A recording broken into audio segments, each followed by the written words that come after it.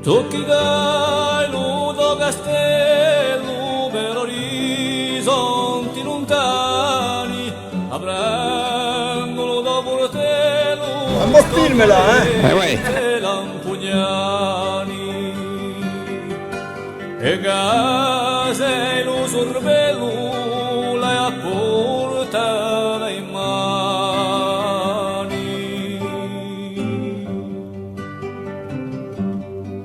Se tu guardi a mano manca c'è la croce d'Ampugnani, c'è Casalta e Casaanca o Silvareggia canta piano.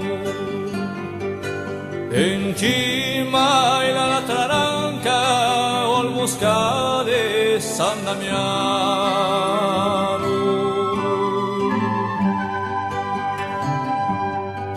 Sopra l'iscilo cantone, un lontano e Luigino, da Veigro già stazzona, rustigue per Bertino.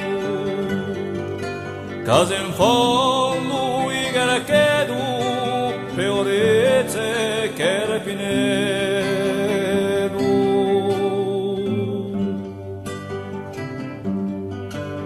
Di buntati guardello, ben sposti in pieno sole, Granagliole o so castello, c'è Monagia e Piezzole. Ballerà Baggio e Parada, Piattinula sorgata.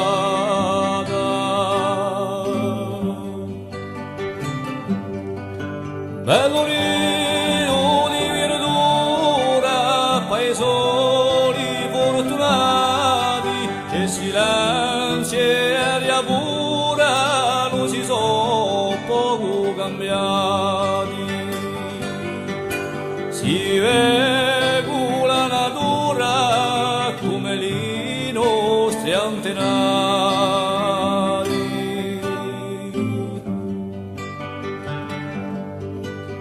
Ti prego coraggio e forza per mantenere sta sorgente, che l'anima gola sa così profonda e potente,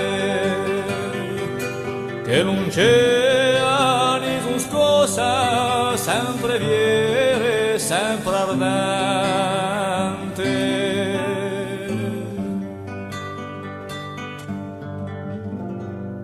Che non c'è nessun scossa, sempre viene, sempre ardente.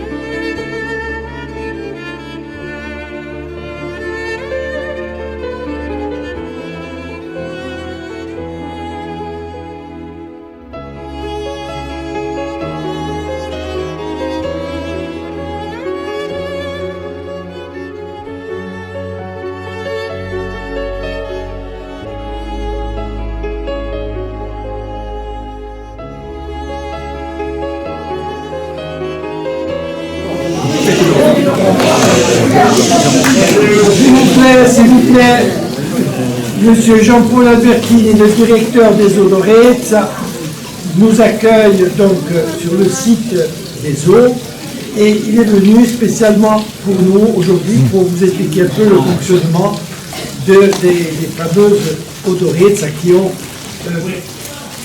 fêté le millénaire. Je crois que c'est en l'an 2000 qu'il y a eu cette idée de M. Morati. En gros, on peut parler de l'an 2000 aussi.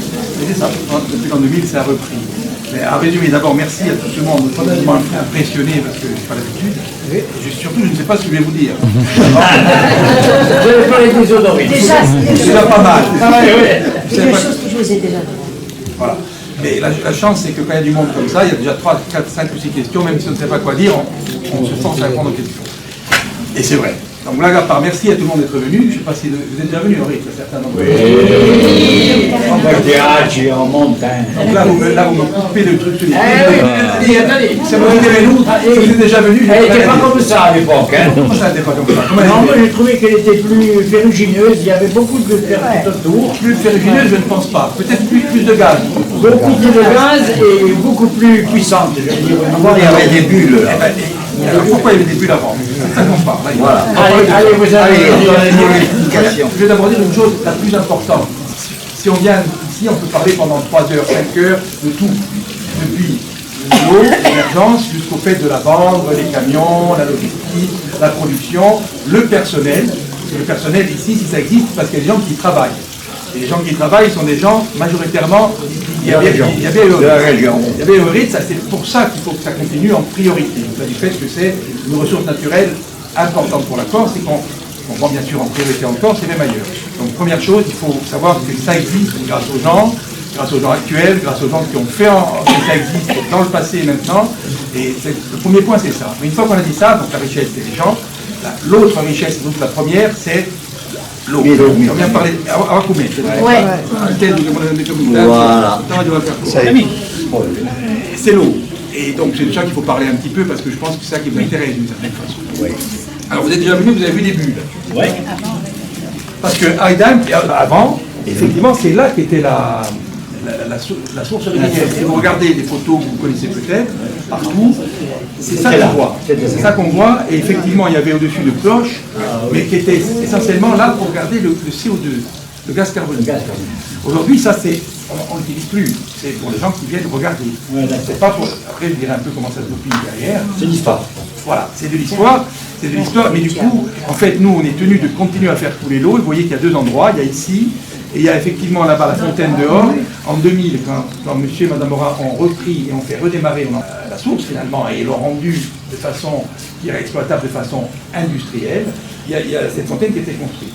Monsieur Morat qui a fait cette fontaine, et en réalité, elle est bien parce qu'elle permet de prendre cette eau que vous avez goûté, certains en faisant une petite grimace, plus facilement qu'ici. Mais c'est la même eau. Alors pourquoi elle est là et pourquoi elle n'a pas de CO2 dedans, beaucoup moins? C'est tout simple, c'est parce que nous on pompe l'eau, on l'utilise pour les besoins de la production. Je fais une première remarque qui est fondamentale, c'est que dans les préoccupations qui sont les nôtres, une des premières, la première, c'est de faire en sorte de préserver la ressource en eau. C'est-à-dire qu'aujourd'hui, et encore plus peut-être qu'il y a 10 ans, on a conscience que la ressource en eau partout, en particulier ici, se raréfie et qu'il faut tout faire pour la protéger et la maintenir. Sinon, dans quelques années,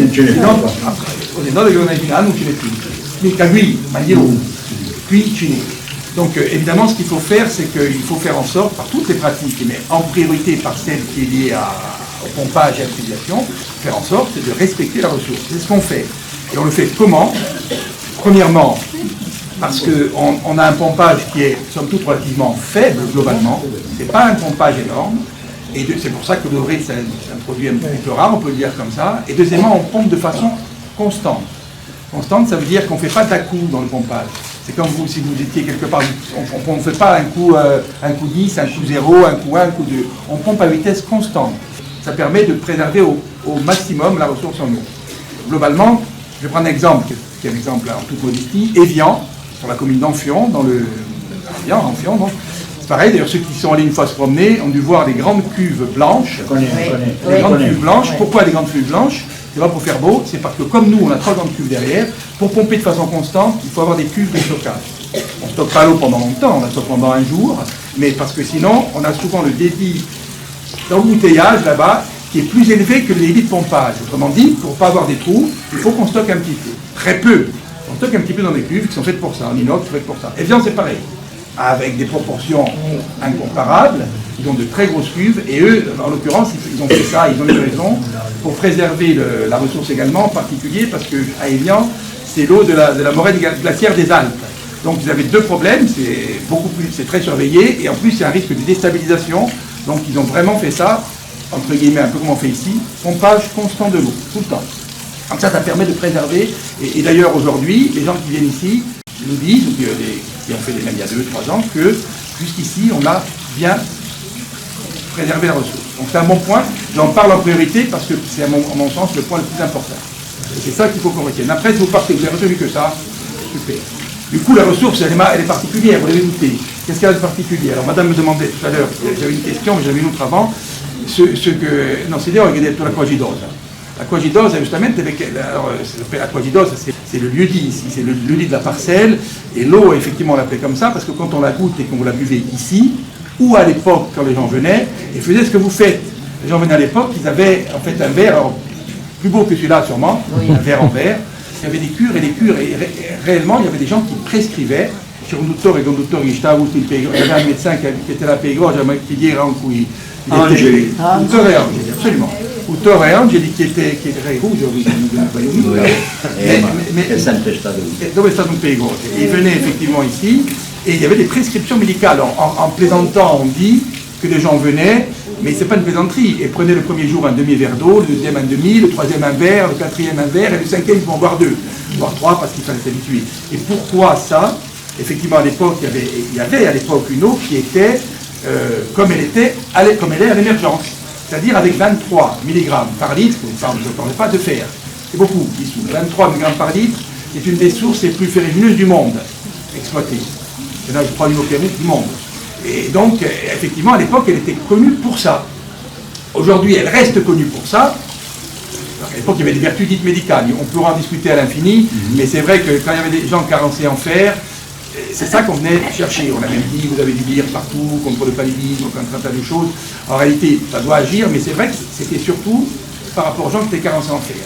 Aujourd'hui, l'odorite, ça reste connu pour sa teneur en fer, évidemment, mais quand vous achetez une bouteille dans le commerce, du fer, zéro. Heureusement. Sinon, d'une part, on n'en enlève pas, mais d'autre part, elle ne serait pas autorisée. Pourquoi on enlève le fer? Il y en a zéro parce qu'on l'enlève. On l'enlève pour 2 raisons, disait madame, 2 raisons qui n'en sont qu'une. C'est que c'est autorisé, d'enlever le fer et le manganèse, c'est autorisé et c'est obligatoire. C'est la même raison. On est obligé d'enlever le fer. On ne fait pas parce qu'on a envie, on a le droit, donc on le fait, c'est mieux. On est obligé d'enlever le fer. Excusez-moi de vous interrompre, mais moi j'ai l'impression, à la fois que j'étais venu, j'étais relativement jeune, bon, je me souviens, je la trouvais plus ferrugineuse avant que maintenant. C'est possible. Après, des fois, c'est la Madeleine de Proust. Mais la Madeleine de Proust, des fois, on se rappelle de ça. Puis le fait qu'il y ait peut-être un peu plus de CO2 dedans. Alors pourquoi il n'y a plus de gaz ici? Je réponds à cette question à laquelle je n'ai pas répondu. C'est tout bête, c'est que même quand il y a du gaz à l'émergence, prenez un gaz sur une bouteille d'eau sur une table, d'eau gazeuse. Vous la prenez, vous la faites couler le long de la table. Quand elle arrive au bout de la table, là c'est pareil, nous on fait sortir jusqu'ici, jusque là-bas, le gaz s'en va. Alors que quand on veut garder le gaz, il faut l'extraire, le comprimer, le stocker et le réinjecter ensuite. On ne fait pas évidemment là, puis après quand on a l'allergie, il n'y a plus rien. Donc ça c'est un. Alors 23, autorisé et obligatoire. Pourquoi? Parce qu'à un moment donné, c'est vieux.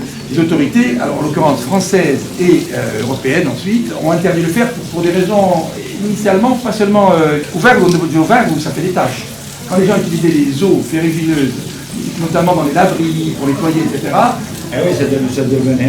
Aujourd'hui, c'est le seul traitement, je le dis parce que tout le monde a entendu parler ces derniers temps de Nestlé et de ce qui fait de Nestlé, etc.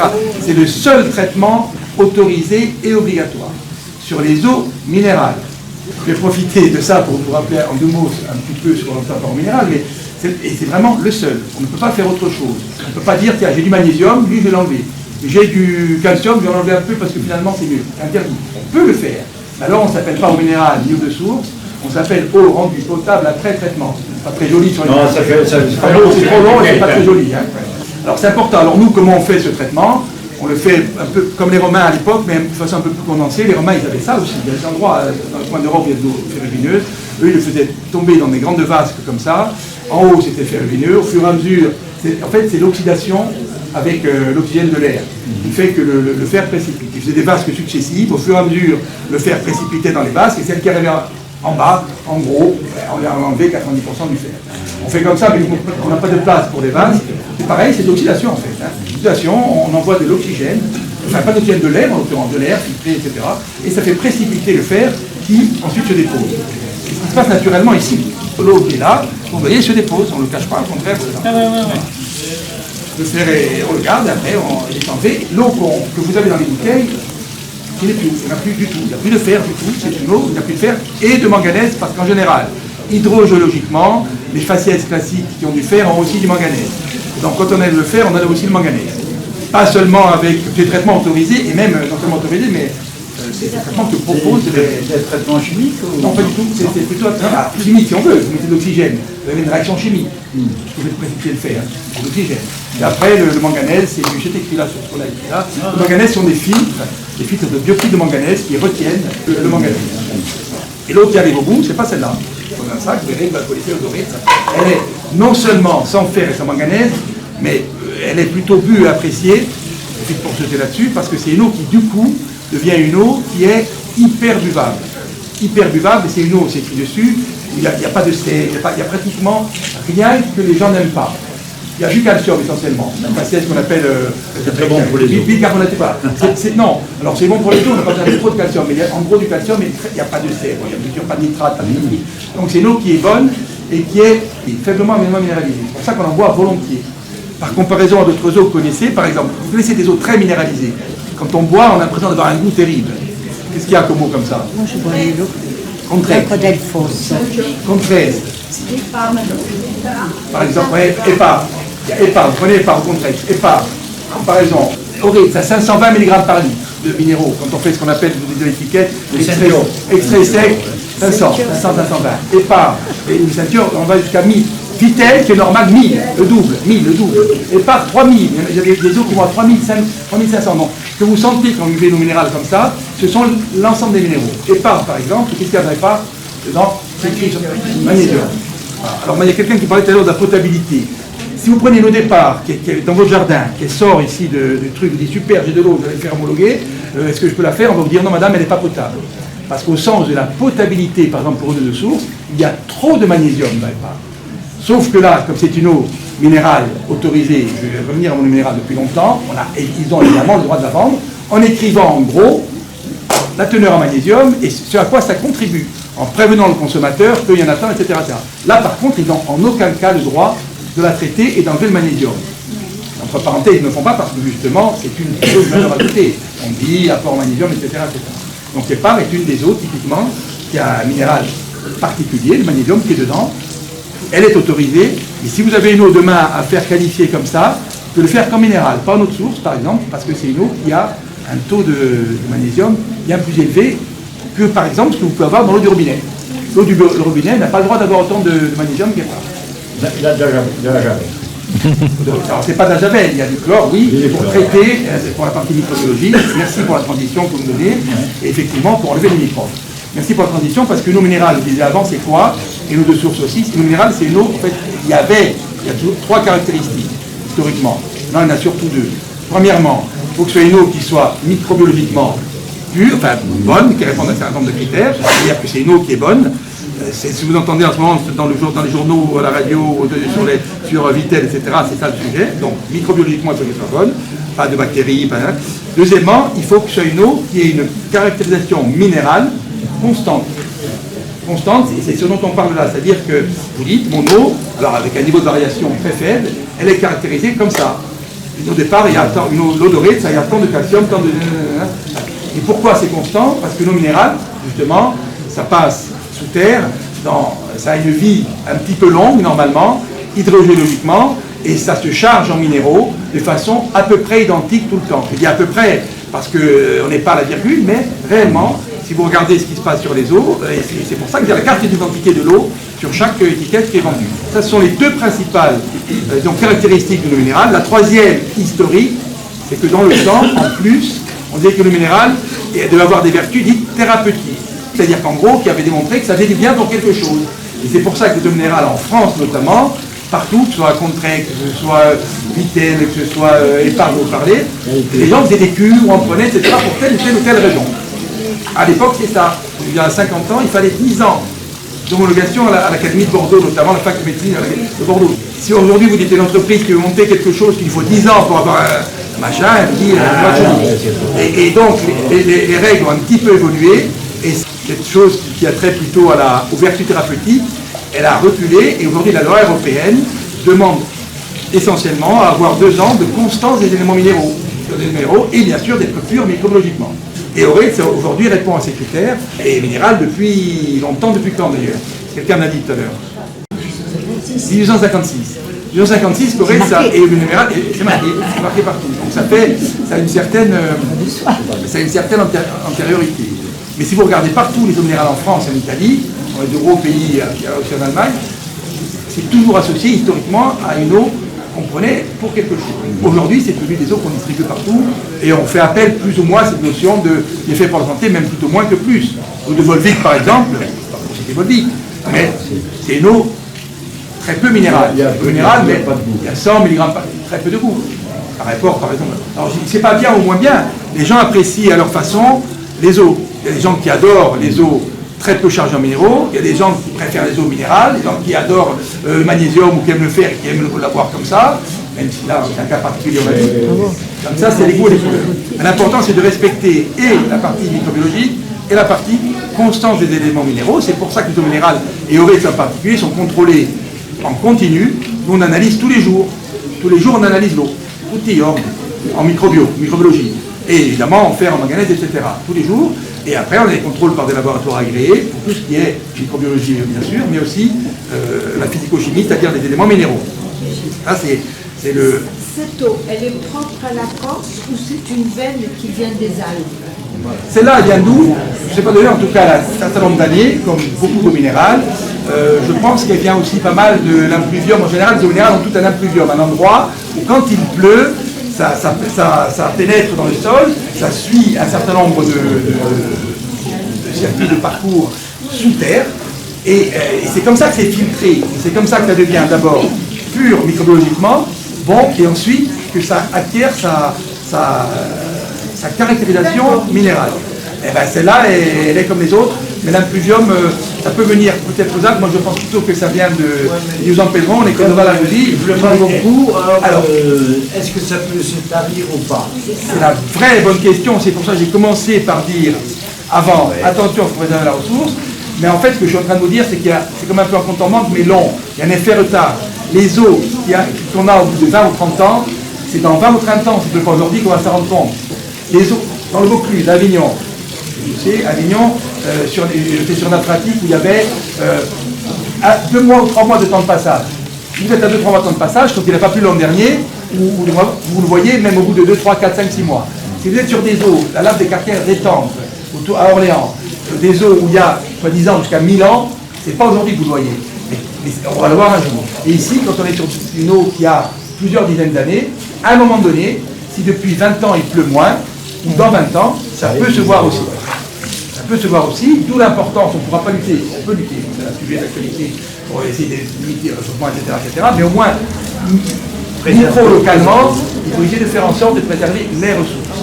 Si elles s'amenuisent en amont, c'est compliqué. Donc, Où on peut trouver l'Oretz? Pas en Corse. On la trouve partout.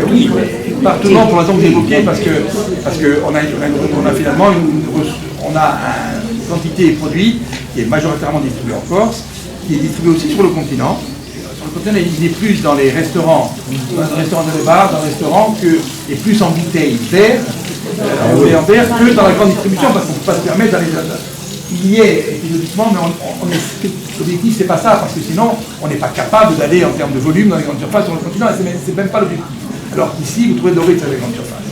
Et ensuite, on vend, et ça c'est on vend également un petit peu à l'export assez loin. Mais c'est une petite quantité. Comme vous avez pu le voir, M. Albertini n'avait rien à nous dire. Il n'y avait rien à dire. Oui, mais m'a pas répondu à la question. J'étais la première à poser la Et question. il n'a pas répondu aux questions. Non, mais je vais répondre à la question. Le plastique. La bouteille, oui. Ouais, alors. Vous exportez un peu les Oui, mais j'étais la première à On va poser dire la un peu en question. Asie, oui. Un petit peu en Asie. Sur le continent, oui. On fait une partie, mais on est déjà de volume. Mais disons que C'est parce qu'il y a la demande. C'est parce qu'il y a la demande et c'est aussi parce que le marché est créé. Là, honnêtement, par exemple, M. et Mme Roy, quand ils ont développé ça au début, M. et Mme Roy, quand ils ont développé, je reprends ce que vous avez dit, M. Raphaël, en 2000 ici, en 2000, Oretz existe depuis 1856. Elle a été exploitée d'abord avec l'eau, tel qu'on a dit tout à l'heure. Après, entre les années 1970, elle a été vendue un peu différemment. Il y avait quelqu'un qui exploitait ici. Après, ça s'est arrêté à un moment donné. Et ça s'est arrêté à un moment donné, et il a fallu, et c'est ce qu'ont fait monsieur et madame Morat en 2000, en 98-2000, quand le conseil départemental à l'époque, le conseil général à l'époque, a cherché quelqu'un qui pouvait relancer la source d'Oretz, qui à l'époque avait un risque, c'était de perdre l'agrément au minéral. L'agrément minéral pouvait être perdu parce que quand on reste longtemps, suffisamment longtemps, sans exploiter, on peut perdre l'agrément. Donc, une des premières choses qui a été faite, et là, qui est une chose importante, c'est qu'en redémarrant l'activité, en passant à un niveau qui est un niveau, tout en gardant un petit peu, enfin, qui a beaucoup ce qu'était le site d'Oretz, a été installé en 2000, une ligne de production, de type industriel. Voilà, de type industriel, et qui a permis vraiment de passer de pas de volume au volume qu'on fait aujourd'hui. Et grâce à ça, dans les années 2000, au début ça a été compliqué, voilà, hein, c'est compliqué, l'agrément au minéral pour Oretz, ça a été conservé. Ça, c'était quelque chose de fondamental, parce qu'aujourd'hui, l'eau minérale, même si on sait que oui, ça existait, c'est vrai, officiellement, c'est resté l'eau minérale. Donc depuis 20 ans, en gros maintenant depuis 23 ans, 24 ans, c'est là qu'on peut dire à redémarrer Oretz comme elle est aujourd'hui, absolument, notamment pour cet aspect-là. Et donc, quand il y a eu ça, pour répondre à votre question sur où c'est vendu, c'est les suites de ça, au départ, monsieur et madame Morat, ils ont bien sûr dit qu'il faut vendre d'abord en Corse, mais aussi pour faire connaître la marque sur le continent et ailleurs, elle a été vendue également petit à petit à l'étranger, mais notamment en Asie. Et ça continue d'être le cas. Donc oui, il y a des gens en Asie qui connaissent... À l'origine, l'exploitant était d'Épernay. D'Épernay. Alors, pas d'Épernay, dans le Champagne.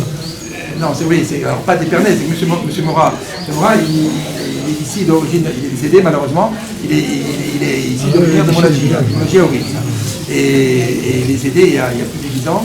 C'est Mme Morat qui a continué l'exploitation de l'équipe ici, hein, ce sont des gens qui travaillent ici, de la société et de la source. Mais ils ont travaillé, oui, ils avaient une entreprise dans le Champagne, une entreprise dans une trentaine de personnes qui travaillent. C'est petit mais important. C'est une famille qui travaille ici, qui ont des oui. La majeure partie de la plus grande partie sont oui, je sais que vous êtes... Alors, madame m'a posé une question tout à l'heure sur est-ce que ça tient dans le plastique? Oui, les bouteilles en plastique. Oui. Mais c'est des années, ils restent sur les conteneurs, sur les ports. Non, alors des années, non. Alors, je ne parle pas de l'eau, je parle du plastique, parlons du plastique en général, des bouteilles en plastique en général. Voilà. Déjà, les bouteilles en plastique d'eau gazeuse, elles peuvent pas rester des années parce qu'au bout de 5-6 mois, il n'y a plus de gaz carbonique à l'intérieur. Donc après, en général, il y a ce qu'on appelait avant le DLUO, maintenant le DDM, c'est la date conseillée avant laquelle il faut consommer l'eau. Donc en général, on est dans le plastique, on est toujours à moins d'1 an, toujours. Donc si vous me dites qu'il y a des gens qui laissent l'eau longtemps, effectivement, vous allez le voir, si vous buvez une eau gazeuse n'importe laquelle, après au bout d'1 an, elle n'aura plus son gaz. Donc, alors les eaux plates dans le plastique ont une durée de vie un peu plus longue. Mais je vous rejoins sur un point, les modalités de conservation sont fondamentales. C'est écrit dessus en gros, si vous avez chez vous un pack d'eau à garder, gardez-le dans un endroit frais et sec et allumez la lumière plutôt qu'à aux heures ça c'est sûr. Non, la quantité d'eau, oui. Il y avait des questions tout à l'heure sur le nom de l'eau. Non, je l'ai dit tout à l'heure, l'eau, oui, c'est bien Yamamouri. Parce qu'effectivement, on suppose que l'eau dorée, à l'époque, au début, et à cause de la présence de fer, et à cause de la présence de gaz, elle donnait cette perception légèrement acide. Légèrement acide, parce qu'avec du gaz, le pH de l'eau baisse un peu en dessous de la neutralité. Donc, à quoi j'ai d'autre, pour moi, ça fait de l'eau légèrement acide. Alors, le mot vinaigre, à Jane Course, pour moi, ça ne va pas à vinaigre, mais vraiment à l'acidité que peut donner le vinaigre aussi.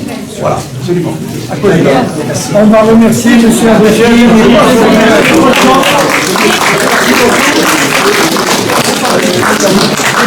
Si vous me donnez 2 secondes, je vais vous prendre un peu d'eau sans faire. Allez, voilà. Allez. Canta, canta,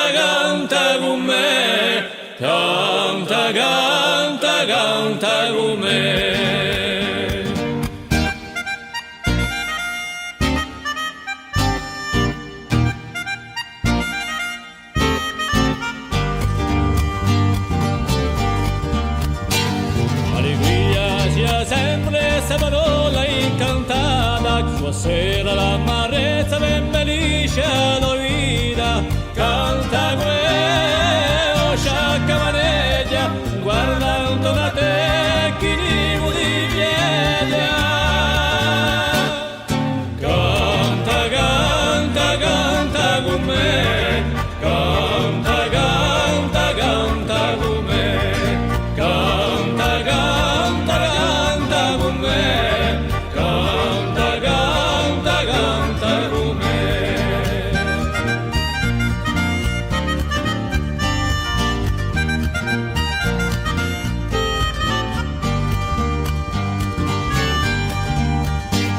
A gioie medicina chi guarisce ogni male, appena i sole in code gli è meglio che un temporale.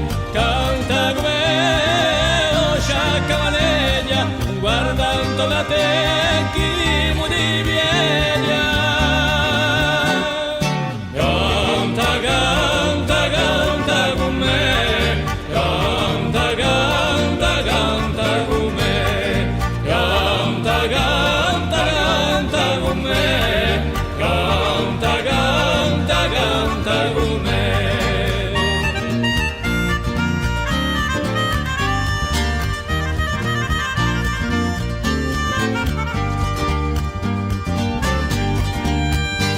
Aveva intorno a te gente che fa un muso, di lì senza paura che io non è più l'uso, ma i canta come sciacca manendo, l'allegra di la stonda e qui predendo. Canta, canta, canta con me, canta, canta, canta con me, canta, canta, canta con me, canta, canta, canta con me.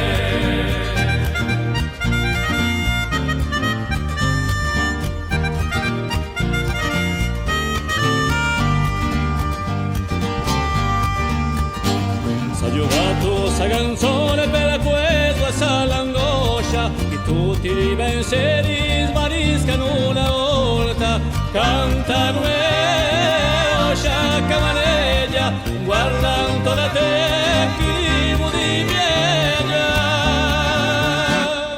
Canta, canta, canta con me, canta, canta, canta con me, canta, canta, canta con me, canta, canta, canta con me.